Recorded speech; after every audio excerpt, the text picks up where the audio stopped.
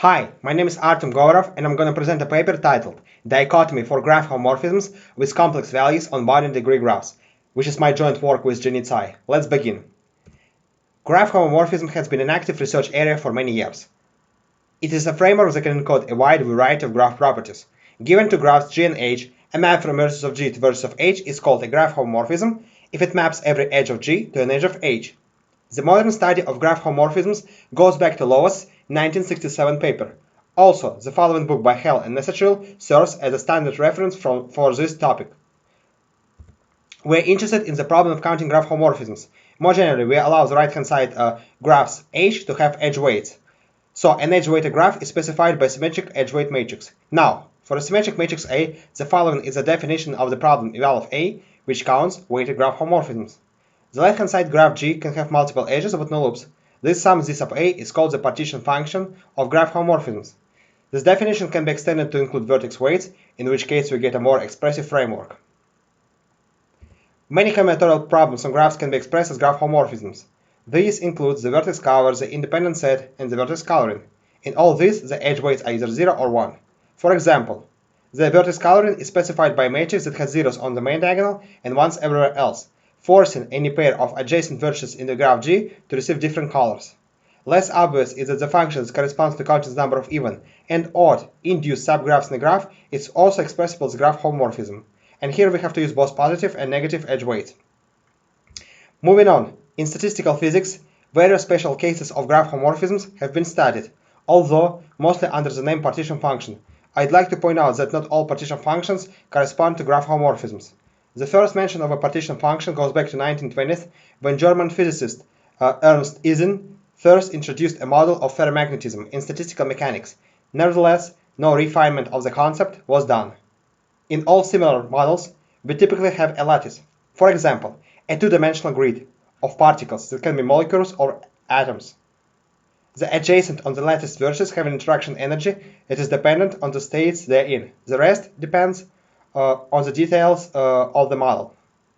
It's worth mentioning that, for example, in the Ising model, during the exponentiation in the evaluation of the partition function, the Hamiltonian sum is transformed to a product, so the Ising model is easily seen to be a special case of graph homomorphisms. In fact, with vertex weights, if you take into account a possible external field, then the partition function can be used to determine the probability of finding a system in a particular configuration. The Potts model is a generalization of the Ising model. There are many other similar models in statistical physics that are special cases of graph homomorphisms. These include the hardcore gas model, which is vertex weighted, generalized in the independent set, the Beach model, the Wheeler-Rawlinson model. The right-hand side configuration graphs can be seen on the slide. In complexity theory, for exact counting of graph homomorphism, complexity dichotomies have been shown. That is, either the problem is sharply hard or computable in polynomial time, that is, tractable. There is a long sequence of studies by many researchers about the complexity of counting the partition function of graph homomorphisms. These range from 0-1 edge-weighted to the complex edge-weighted case. The first major result on the complexity of exact counting of graph homomorphisms was obtained by Dyer and Greenhill in 2000. They showed that the problem of counting graph homomorphisms to a 0-1 weighted graph that is simple but possibly with loops is either sharply hard or computable in polynomial time, and gave explicit conditions when the latter is the case. When all edge weights are 0-1, we also call this case unweighted. In 2005, Bulatov and Groh obtained a dichotomy for non-negative real edge weights, and in 2010, Goldberg, Groh, Jerem, and Thorne extended it to arbitrary real edge weights. In 2013, Tsai, Chen, and Liu to arbitrary complex edge weights.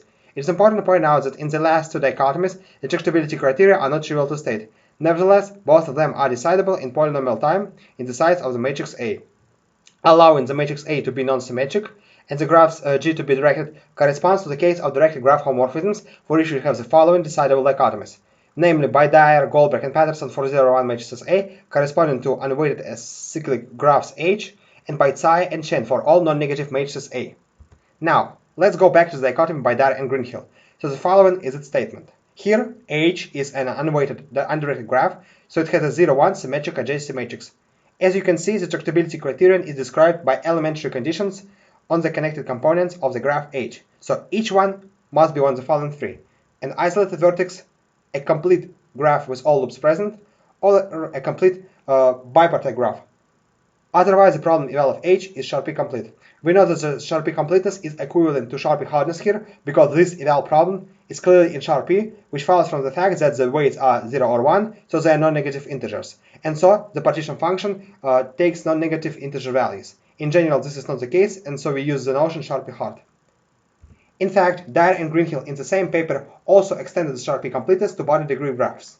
That is, if the tractability conditions are violated, then the eval problem is Sharpie complete on body degree graphs. This is equivalent to saying that to solve a Sharpie complete problem, for example, the permanent in polynomial time, we need to query the oracle eval of H only on graphs whose degree is bounded by some constant depending on H. The stronger version is summarized as the following theorem on the slide. In order to state the next dichotomy by Bulletov and Gros, we need the notions of rectangularity of block rank oneness. A rectangular matrix is essentially a block diagonal matrix up to row and column permutation, where the blocks have no zeros, except maybe one all-zero block. We note that in the symmetric case, we can require the row and column permutations to be the same, so the blocks after these permutations still form a symmetric matrix. The matrix on the slide is clearly rectangular, and it has two non-zero blocks and one zero block. Here the first non-zero block is the intersection of the first and the fifth rows and columns, and the second one is the intersection of the third and fourth rows and columns. The zero block consists of a single entry, which is the intersection of the second row and column. Next, we call a matrix block rank 1 if it's rectangular and every non-zero block is of rank 1. The matrix on the slide is a good example to demonstrate this notion. Here the first two blocks are each of rank 1 and correspond to non-bipartite connected components, and the last two blocks together correspond to a single bipartite connected component and are each of rank 1 as well.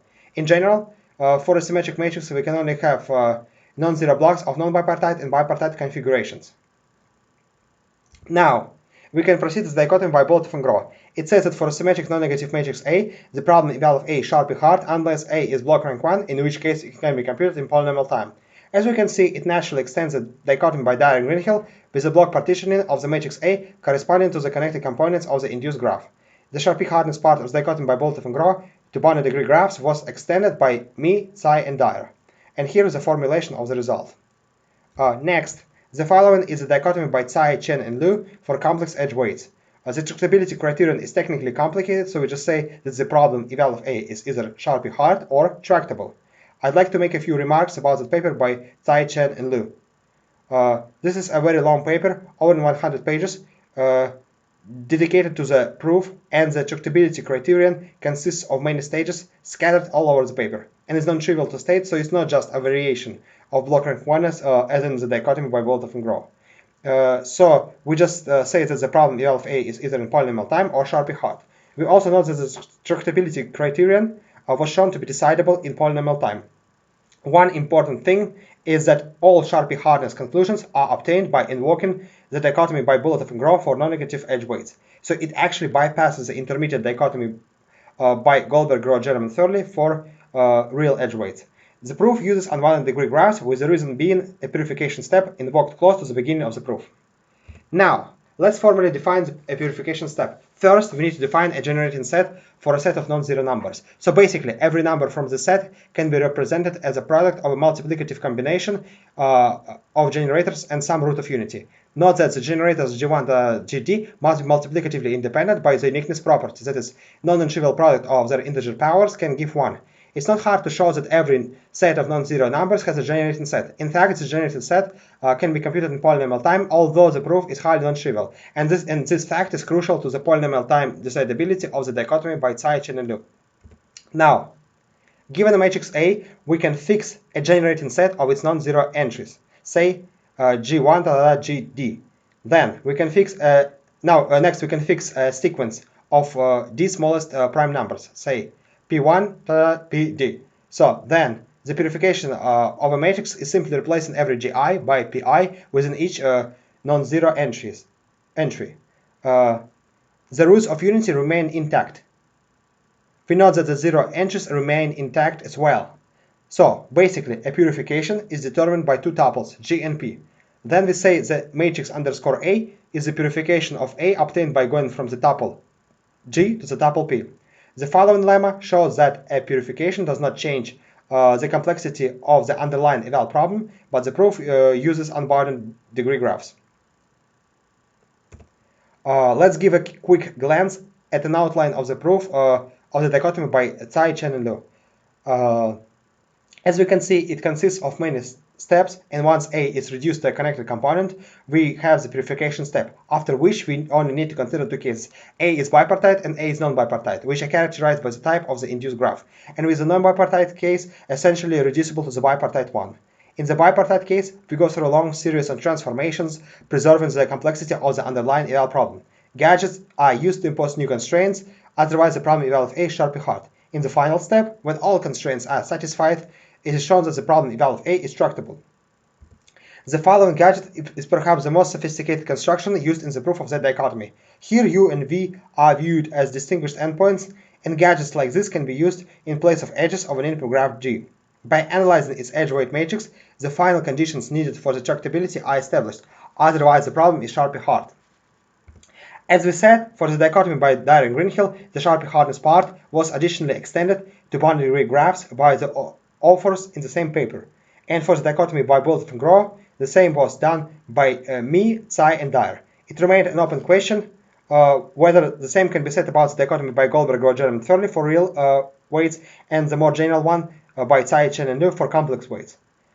We also remarked that the complexity of counting graph homomorphisms for boundary degree graphs is particularly interesting because most partition functions from statistical physics are considered on boundary degree graphs.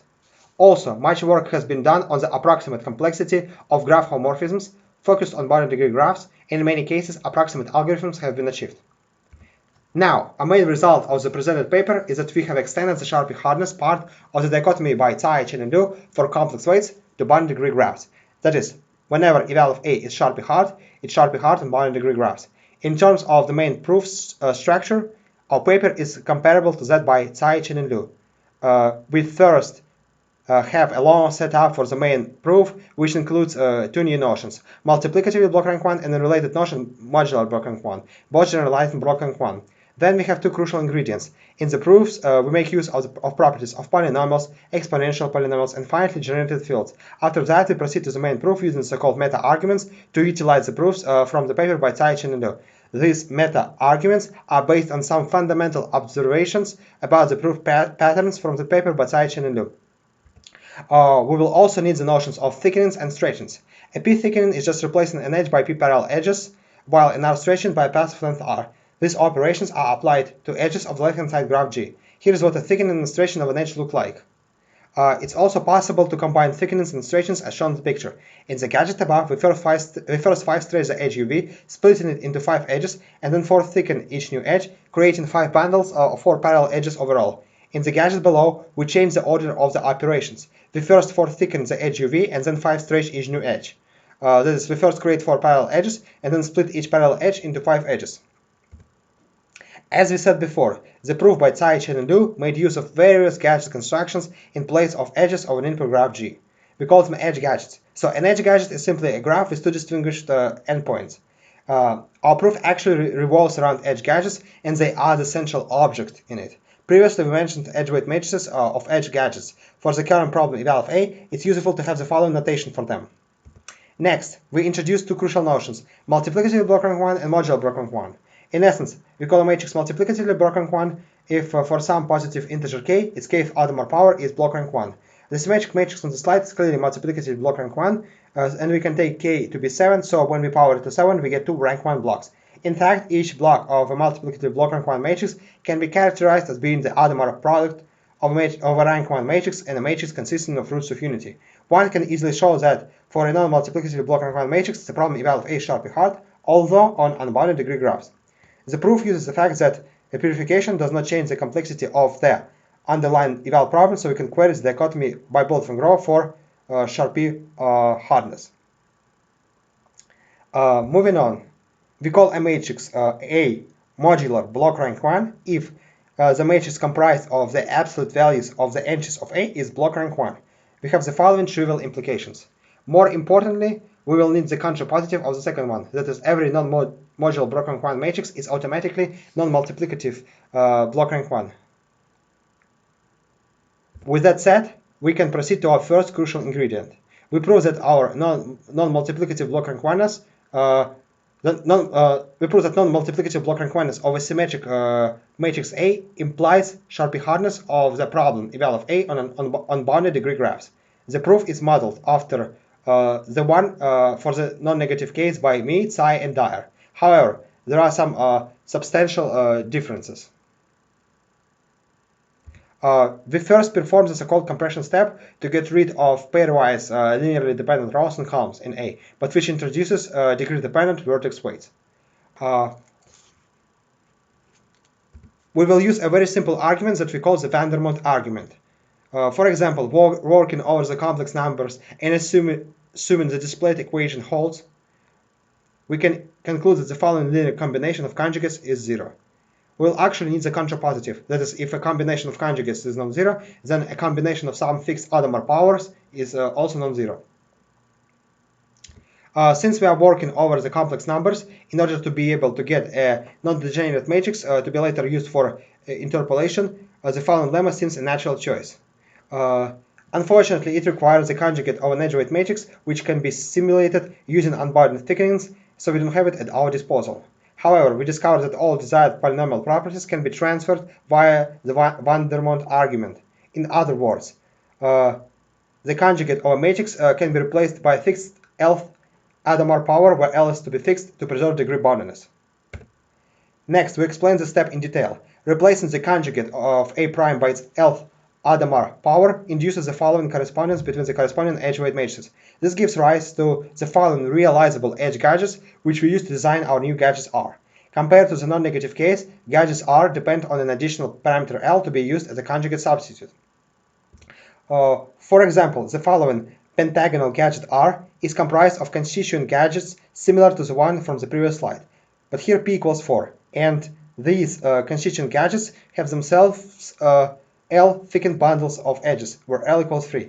For now, the dangling edges are intact, but they will also be L plus 1 thickened for the purpose of applying the Vandermot argument. We will also have the following corner case gadgets corresponding to D equals 1 and 2. Namely, the case D equals 1 corresponds to loops and D equals 2 to two parallel edges. Next, after the mentioned compression step, we replace every vertex by the corresponding gadget R. Here you can see a more formal definition. Both P and L are to be fixed, so the gadgets R will be of bounded degree. Additionally, we L plus 1 thicken the dangling edges to account for the Vandermot argument, basically with L corresponding to conjugation. This gives us a sequence of graphs parameterized in three parameters, N, P, and L. We have the following degree bound depending only on P and L. By the previous lemma, we can now fix P to be sufficiently large to make the following matrix with a conjugate non-degenerate. However, this matrix is not available to us, but as we said before, the Vandermot argument proves handy here. In addition, we will need to make the degree-dependent vertex weights non-zero for successful interpolation and redistribution steps. Here is how we apply the Vandermot argument. Basically, we have a system of non-zero expressions with conjugates. In the conjugate world, the first expression is non-zero by the choice of P, and the second and third packs of polynomials are truly non-zero. This explains the reason we L plus 1 thickens the dangling edges. To apply the Vandermot argument, we simply multiply all these expressions and then get the desired L, so we can finally fix it. After that, we can proceed similarly to the non-negative case. We perform an interpolation and then a redistribution step, that is, move the new degree-dependent vertex weights to the edge weights. It's important to point out that during the interpolation procedure, we are now required to work with what we call exponential polynomials. This is because we may have non-diagonalizable edge-weight matrices with complex entries. They are symmetric, but unlike real ones, they need not be diagonalizable. After the redistribution step, we get access to a problem eval of C on arbitrary graphs, but using bounded degree instances to the problem eval of A in polynomial time. This gives us Sharpe hardness of the problem eval of C on unbounded degree graphs by previously mentioned lemma, because we can now purify C, resulting in Sharpe hardness of the problem eval of A on bounded degree graphs. Next, we state the following transfer procedure, which is our second crucial ingredient. Basically, it says that if we have an edge gadget whose edge-weight matrix in the purified world is not a multiplicative block rank 1, which is true if it's non-modular block rank 1, and there exists a thickening of this gadget whose edge-weight matrix in the non-purified world is also not multiplicative block rank 1. Recall that we cannot physically use the purification underscore A since we need to use unbounded degree graphs to simulate it. However, this transfer procedure will allow us to use the proofs from the paper by Tsai, Chen, and Liu after the purification step, since they are applicable to a purified matrix. The novel idea here is to make use of the fact that every finitely generated field contains only finitely many roots of unity, and so they form a finite cyclic group. Now, let R be the order of the corresponding finite cyclic group. Then the non-multiplicative block rank minus of the following edge-weight matrix is equivalent to the non-block rank minus of its rth Adamar power, and this is independent of the underlying edge gadget. The latter can be specified by finitely many polynomial constraints, so the Vandermot argument comes into play here. Here we use a different version of the Vandermot argument, namely corresponding to the purification step. So the multiplicative independence of the generators G1 and Gt plays a crucial role here, because from them we can transition to the primes P1, Pd. And once we have found such a thickening parameter P, using the thickened gadget and the first crucial ingredient, we have sharp hardness of the problem eval of A on bounded degree graphs. Having completed the preparatory steps, we can now outline our main proof. We follow a similar structure to the paper by Tsai, Chen, and Liu. The difference is that the purification step is not available. So instead, we keep the matrix A and its purification underscore A and pass them to the next stages instead of just only A. By using what we termed as meta-arguments, we can actually invoke the corresponding proofs in the paper by Tsai, Chen, and Liu. And here we make a crucial observation about these proofs. In case of sharp hardness, an edge gadget with a non-modular block rank 1 edge weight matrix is constructed every time, and therefore in the non-purified world this reflects back to a non-multiplicative block rank 1 edge weight matrix. And so we can now use the previous transfer procedure to find a thickening parameter that gives us a non-multiplicatively block rank 1 matrix in the non-purified world. Here we apply the proofs from that paper with the purification underscore A in place of A, and the latter was already purified in that paper by Tsai, Chen, and Liu after the corresponding step, but which is unavailable to us. This way we conclude sharp hardness of the problem eval of A on bounded degree graphs every time unless A satisfies additional constraints. If A satisfies all imposed constraints, then we show that the problem eval of A is tractable. Here's an example of how a meta-argument is applied. So the statement above becomes the statement below. Basically, we don't just use conclusions from that paper by Tsai, Chen, and Liu, but actually ask the reader to verify that non-modular block rank minus holds in each corresponding scenario, so we invoke actual proofs. If it used to be additional constraints versus Sharpie hardness, now it's additional constraints versus non-multiplicative block rank minus or non-modular block rank minus. Having finished the proof for bounded degree graphs, we proceed to various strengthenings of our result. First, we extend the Sharpie hardness part of our dichotomy from bounded degree graphs to bounded degree simple graphs. A naive approach would be to try to use stretchings plus interpolation. However, that doesn't work because, unlike real symmetric matrices, which are diagonalizable, complex symmetric matrices can contain non-trivial nilpotent Jordan blocks, and so this technique fails, and a more advanced approach is required. We first prove the following lemma, based on our gadget transferring principle. In order to prove it, we will again use the fact that every finitely generated field contains finitely many roots of unity.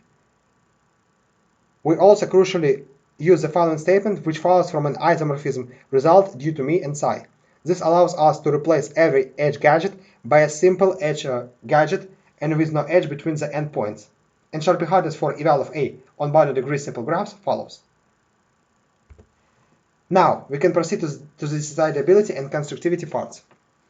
Since the structurability criteria in the paper by Tsai, Chen, and Liu and in our proof are essentially the same, both resulting in the same tractability conditions on the matrix A, the polynomial time decidability applies to our dichotomy as well. Next, we show that our dichotomy is fully constructive, meaning the following. Basically, we want our proof to effectively produce an algorithm that on input a complex symmetric matrix A with algebraic entries, depending on which case we're in, either outputs an algorithm solving eval of A or a polynomial time reduction from some canonical Sharpie hard problem to eval of A, restricted to bounded degree simple graphs. The original proof from the paper by Tsai, Chen, and Liu is non-constructive in that sense, and many steps are highly non-trivial, such as the so-called pinning lemmas. However, in our proof, we carefully avoid or fix each non-constructive step, so the overall constructivity follows. And so this completes my presentation. Thank you.